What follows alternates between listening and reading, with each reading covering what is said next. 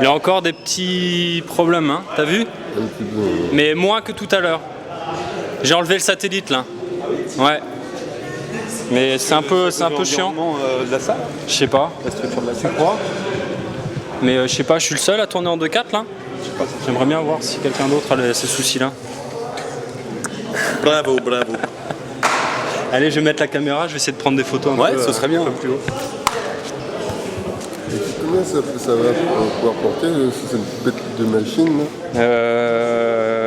Je pense que le kilo peut facilement y atteindre qu'avec 4 hélices quoi. Combien? 1 kilo. Et j'ai que 4 hélices, contrairement à l'Octo qui en a 8 quoi. Le moteur c'est des combien qu'on a dit? Bah là c'est des 500 watts. 500 watts mais ils sont bridés par les contrôleurs. J'ai pas réussi à avoir des contrôleurs plus puissants. En fait c'est des 50 ampères.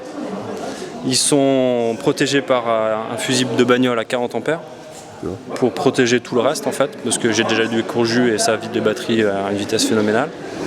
Et pour limiter que le fusible lâche en l'air, parce que j'ai que 4 moteurs, j'ai limité au MK Tool 35 ampères. Donc ça me fait une puissance de 500 watts. Mais après si je peux convertir des 70 ampères en contrôleur ou 100 ampères, ça y va quoi. En tout cas c'est une grosse bête. Ouais. Et là tu vois il a des petits ratés à des moments. Mais les hélices elles ont pas pété par rapport au moteur, c'est pour ça que qu'est-ce que tu m'avais parlé de la première d'hélice sur des leurs.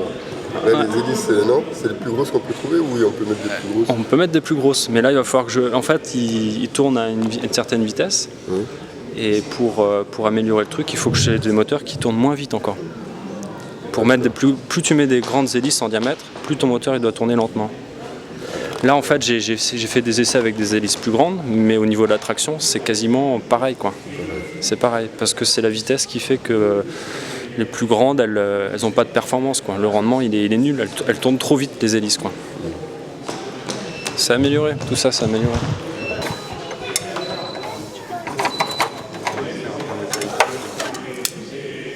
Construction d'un châssis ou Renfort, châssis. renforce? C'est pas fini de construire.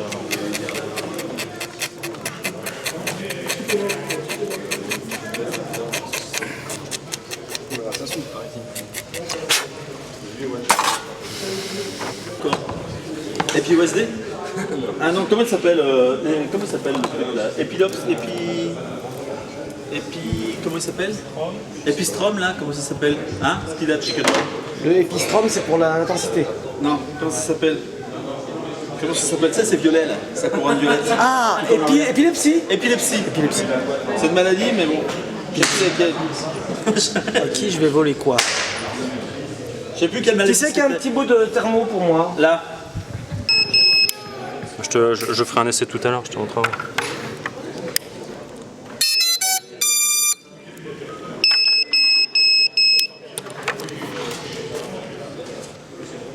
Ah merde, j'ai pas regardé quel mode j'étais.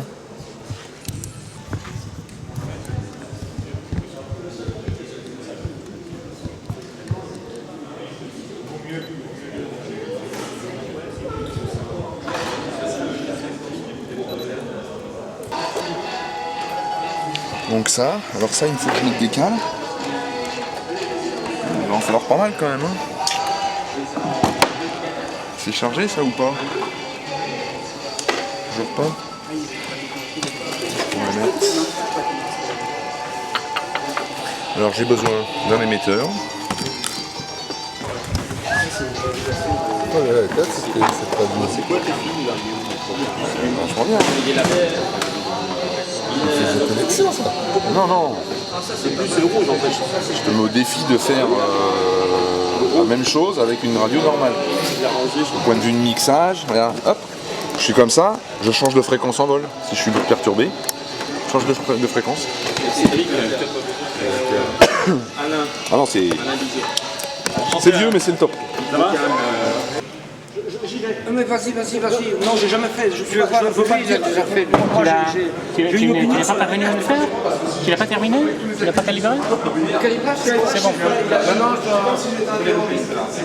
Ah oui. Et le ping tu fais? Toi tu es beaucoup mieux placé que moi pour faire des loopings.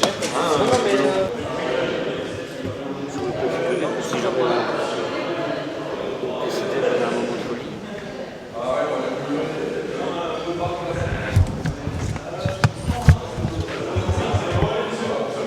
Ah mais il est bien configuré.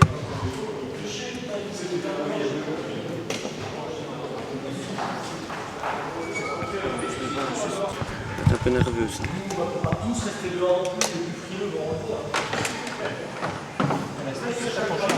Si, je l'ai mis là-bas, oui. Oui, mais sans radio, ça va pas le faire. On va juste pas bouger celui-là parce que... Tu me mettras un karma? Ouais, oh oui, voilà. Je vais passer à 1 par heure, je vais passer une journée à tomber.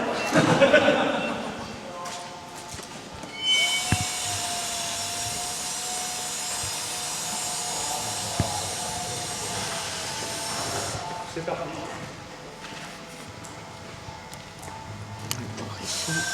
Ma foi, un peu plus lourd le petit. On va en voir. Viens Hugo. Là c'est la version IA. Ah bon? C'est bon, tu l'as. Il sera plus lourd quand même. Voilà. Donc, au niveau du fonctionnement sur cette rencontre, nous avons 3 volumes de vol. Le premier, la référence, c'est le volume en salle, le volume indoor, dans lequel nous sommes actuellement, où chacun va bricoler, faire ses réglages, ses programmations, faire des essais, tout ce qui est capteur pour l'altitude, tous ces réglages avec les copains, et du vol d'ailleurs, comme nous avons actuellement. Après, nous avons juste en dehors de la salle un espace avec un grand terrain de foot qui nous permet de faire les premiers réglages de GPS, de vol en repère, et tester la navigation automatique avec le retour au sol sur la Ground Station. Et après, nous avons un autre espace de vol de 40 hectares qui, lui, est l'espace de vol dédié à la FPV, donc qui est à peu près à 400 mètres d'ici et qui nous permet de faire des vols divers et variés sur une surface assez impressionnante. Voilà à peu près comment se constitue notre volume de vol.